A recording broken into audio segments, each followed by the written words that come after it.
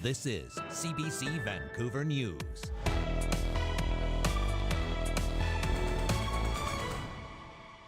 We're supposed to take care of people who are vulnerable. No mandatory masking and a surge of respiratory illnesses leave parents worried.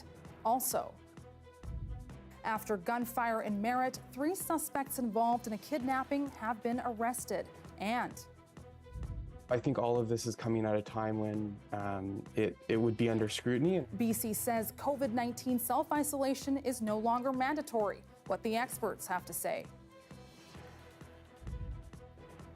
Good evening, and thanks for joining us. I'm Baneet Braich. We begin tonight in Merritt, where after a week of gunfire, Mounties say 3 suspects involved in a kidnapping have been arrested and charged. On Friday, a gunshot was heard at a home on Priest Avenue. A stolen Dodge Ram was seen speeding away from the scene, and Mounties located the vehicle near a residence in the Nicola Avenue area. The suspects tried to flee from the police, but eventually were arrested. Braden Shane Drake, Mark Ethan Giesbrecht, and William Joseph Levant have been charged with hostage-taking with a firearm and entering a house with intent to commit an indictable offense.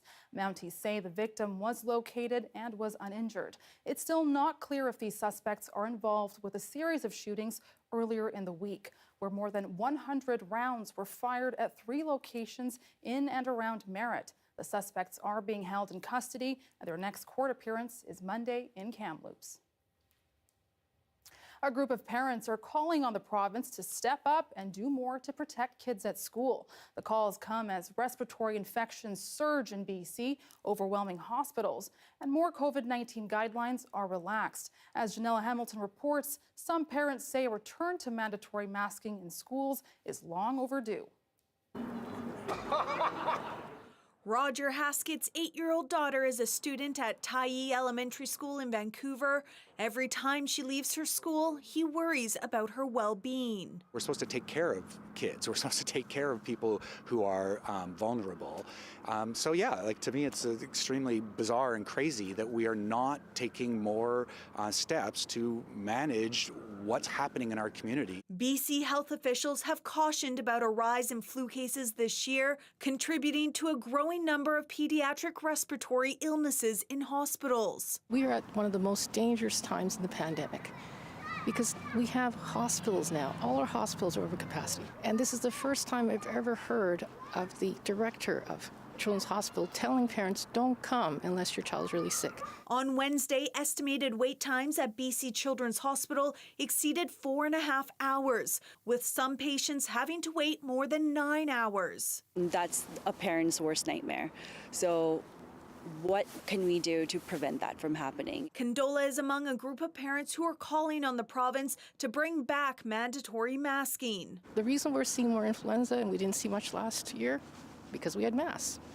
People don't know, but RSV last year, we actually had more RSV in the population, but people didn't get sick because they're wearing masks. But even with growing concerns, BC has no plans to reinstate mask mandates. I do not believe we need that heavy hand of a mandate to send a clear message that masks are an important tool. This Burnaby mom and her son say keeping masks optional is putting vulnerable families like theirs at risk. The masks not being in the schools makes me fear for my dad, and I wish they'd bring them back. It's time that we step up together and we recognize that these are not individual decisions. No one can do it on their own. We have to protect one another and act together.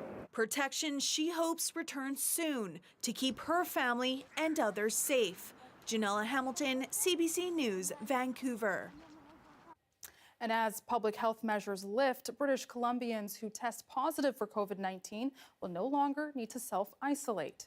Until recently, fully vaccinated people with COVID-19 had to self-isolate for 5 days, while unvaccinated adults had to isolate for 10 days. The new guidance showed up this week on the BC Centre for Disease Control website, but it was not prominently announced by Dr. Bonnie Henry or the BC's health minister. One health policy expert says the move sends the wrong message. I think it's concerning that it wasn't communicated, and I think what it suggests is that in the way that they didn't want to communicate it broadly, they were hoping to avoid any public discussion and debate about what this means, especially at a time when pediatric care in the province is collapsing like it is in other provinces. The change was made on Thursday. Health officials are still encouraging anyone with symptoms to stay home and limit their contact with others.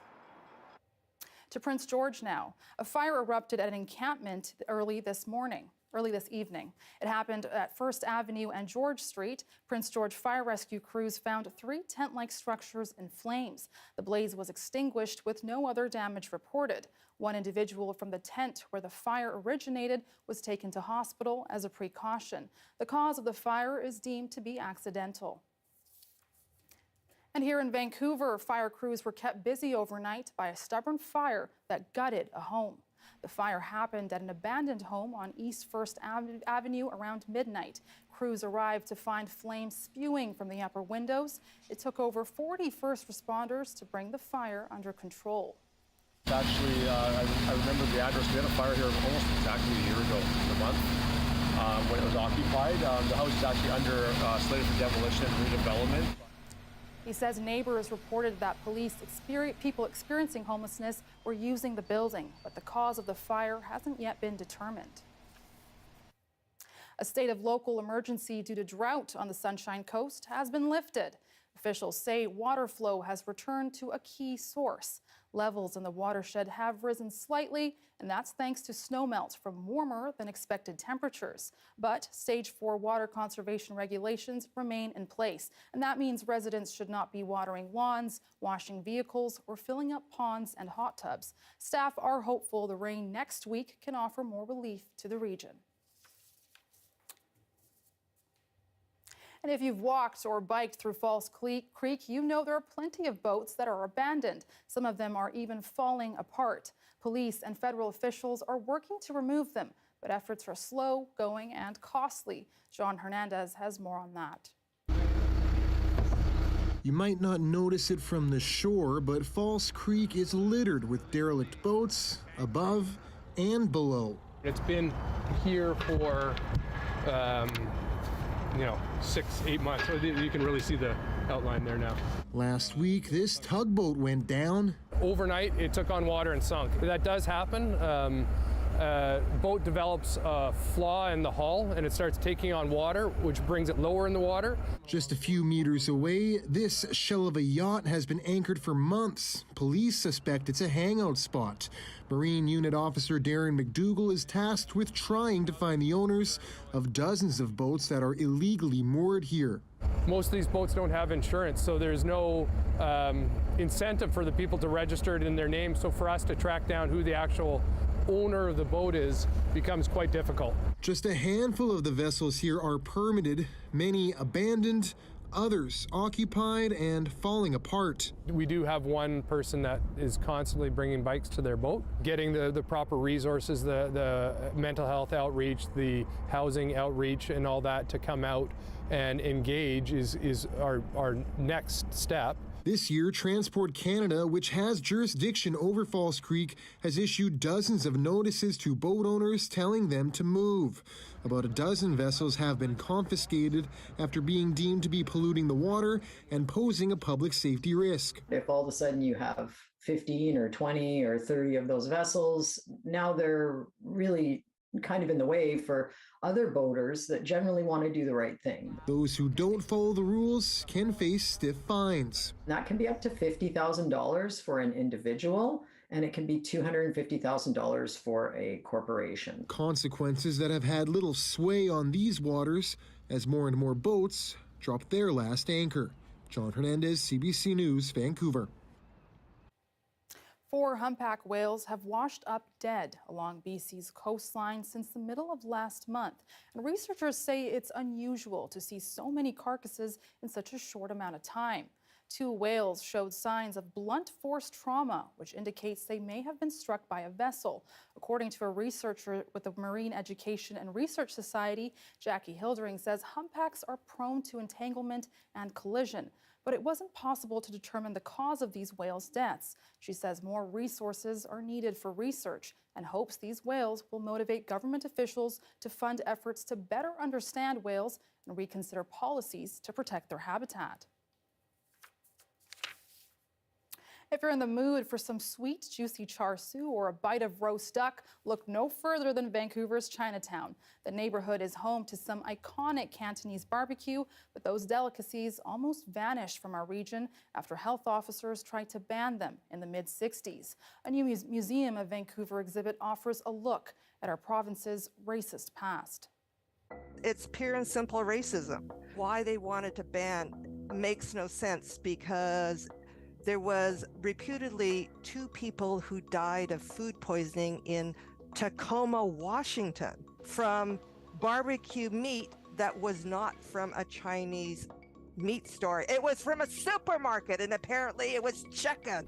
Lighthead, Vancouver, da, da, da, da. This occurrence happened in '65 in Tacoma. Well, what was happening throughout Canada and the United States? The purposeful means to try and eliminate, quote unquote, what the city saw as blighted areas. And we all know that Chinatown wasn't just Chinatown. There was the Italian community there, the Black community. It was a cluster of marginalized peoples. And the Chinese were the largest population in that area. So there was a big fight. The Chinatown merchants came out in full force. There were allies in the community. There has been this thread throughout the history that, yes, Chinese are good laborers, but let's keep them in their place. Don't let them be successful. So we are fortunate to continue to have barbecue meats because of the good fight that happened.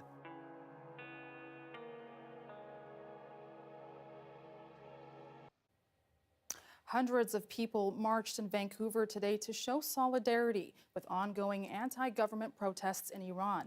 Among them are doctors and nurses who are worried about healthcare workers in Iran and the safety of protesters.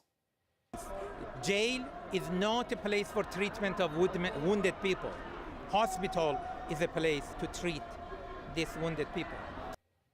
The group of Iranian-Canadian healthcare workers wants more aid to be sent to the country to help wounded civilians. They hope to raise awareness about the healthcare system in Iran, saying the doctors are overworked and often not able to do their job. Living in Iran for over 20 years, one doctor says it's difficult to see what is unfolding in his country. So the world right now should do something for Iran. Otherwise, in 2 weeks or 2 months, we might lost a golden time and it's too late. So that's the time that world should know that what happened in Iran. The protests were sparked by the death of 22-year-old Mahsa Amini, who died in September after she was taken into police custody for allegedly wearing her hijab incorrectly. Demonstrations are taking place around the world today in support of protesters in Iran and also to mark a grim anniversary. One of those protests was just north of Toronto. The CBC's Adil Moussa reports. In cities across Canada and around the world, people gathered to commemorate what many in Iran call Bloody November. A month in 2019 when hundreds of people were killed by Iran's security forces after people took to the streets to protest a sudden increase in fuel prices. Today's action coincides with ongoing demonstrations in Iran, calling for justice in the case of Mahsa Amini. The 22-year-old died in police custody in September after being detained by Iran's so-called morality police for allegedly wearing her hijab improperly. According to one human rights group, nearly 350 people have been killed and more than 15,000 people detained. Despite the violent crackdowns that are going on in Iran, people are still defiant. They're still coming out. They want nothing short of a revolution. But protesters here are also calling for justice for the victims of Flight PS 752. The Islamic Revolutionary Guard shot down the Ukraine International Airlines flight shortly after takeoff in Tehran in January 2020, killing all 176 passengers and crew members on board. Women have not given up. They are doing amazing. And we also have, as Canadians, PS 752, the tragic flight that killed innocent people. Those people are also with us. It doesn't matter if we are in Europe, it doesn't matter if we are in Iran. Everybody, we are together to get rid of this brutal regime. The Association of Families of Flight PS 752 says it wants international organizations and courts to declare the deaths of November 2019 as crimes against humanity and to initiate formal investigations into those incidents. It also wants the UN Human Rights Council to investigate the recent crackdown of protesters in Iran at the hands of the regime. Idil Musa, CBC News, Toronto. To help make winter warmer for those in need, a blanket drive was held across SkyTrain stations in Vancouver.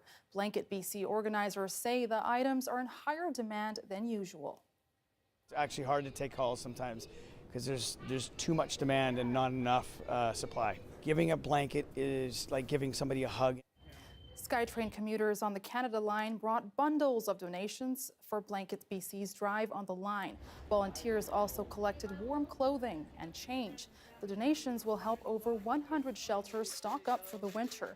The drive returned after a 2-year absence due to the pandemic. Blanket BC is also collecting donations on their website.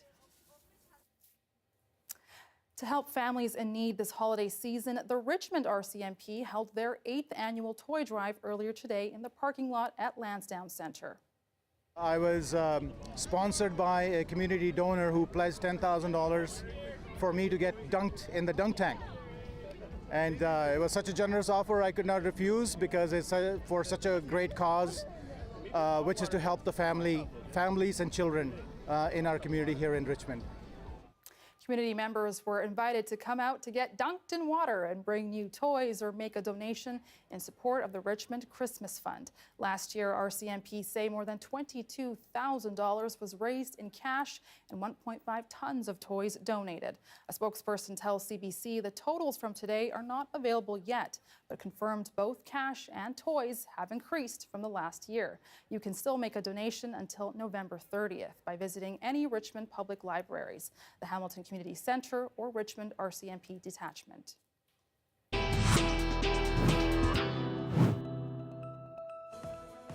Canada's Green Party has a new leader. Elizabeth May returns to run the party, but not alone. We'll have that story next.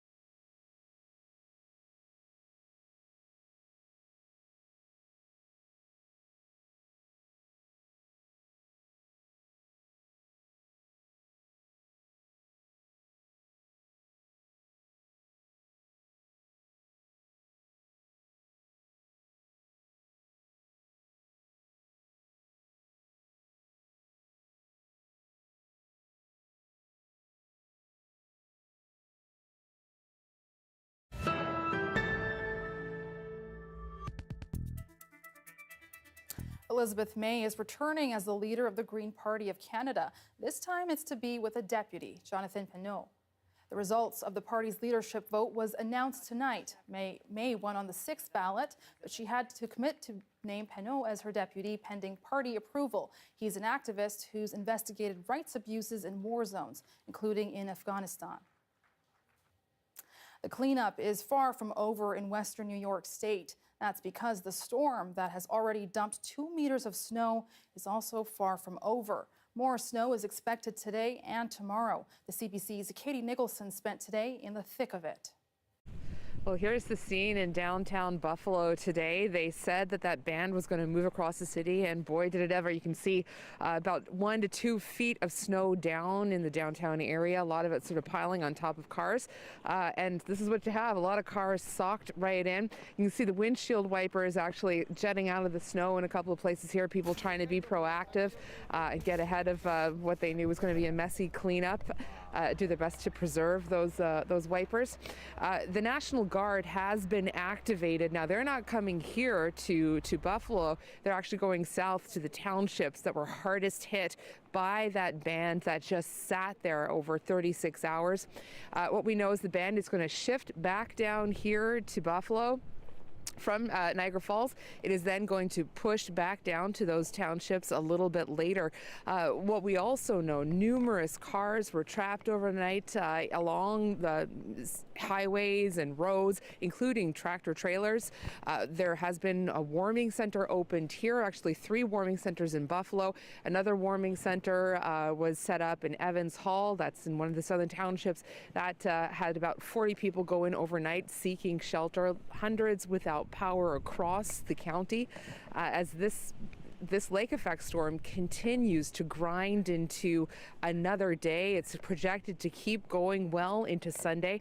The other thing that's really happened today is the winds have picked up here in the Buffalo area and the temperatures have dropped. That's really impeded visibility. Katie Nicholson, CBC News, Buffalo. And here's a time lapse from Mount Seymour's Mystery Peak. Look at that. What a beautiful day. I'll have your full forecast next.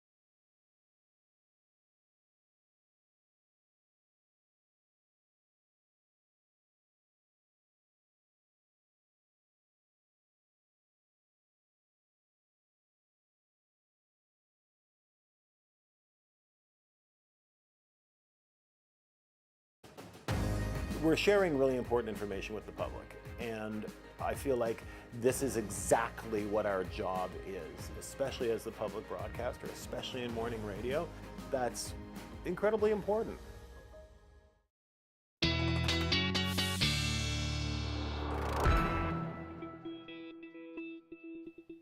It's been a stretch of sunshine this week in Vancouver, but that's about to change. Let's take a look at your weather forecast. Well, the rain is coming back. You can see it in the green there, especially into the north coast. So get those gumboots and umbrellas ready. Taking a look into tomorrow, cooler temperatures and a mix of sun, snow, and rain in different parts of the province. It's -8 degrees in Dease Lake. It's sunny but chilly. 7 degrees in Victoria. It'll be mostly cloudy there. And up north, it will be snowing. -5 degrees in Prince George, -4 in Williams Lake. We're looking at -1 in Kelowna. And here's your 5-day forecast for Metro Vancouver. Well, again, expect lots of cloudy and rainy days ahead. A sunny Sunday at 6 degrees, 7 degrees on Monday. And again, get your umbrellas ready because the rain is coming back. We're at 9 degrees on Tuesday, up to 10 degrees Wednesday, Thursday. Temperatures will be, the low there will be 6 degrees as well. A Ukrainian boy in Souk is learning how to play hockey after the community came together to gift him the equipment. Roman Slebondanuk and his family moved to the island municipality after fleeing the war in Ukraine. His mom wanted to get him involved in hockey, but didn't have any equipment or access to lessons. She made a post on the Ukrainians in Victoria Facebook page asking for help. And in 2 days, Roman had all the equipment he needed and he was signed up for lessons. The Ukrainian Cultural Center says there are more than 700 Ukrainian newcomers on Vancouver Island who are spending their first Christmas season away from home. It wasn't their choice not to be home this year, so it's especially hard for them, extra hard. The center plans to host a Christmas potluck with the local families on Boxing Day and give them each a present. And that is your late news for Saturday, November 19th. Thanks for watching. For news at any hour, you can go to our website, cbc.ca/bc. Good night.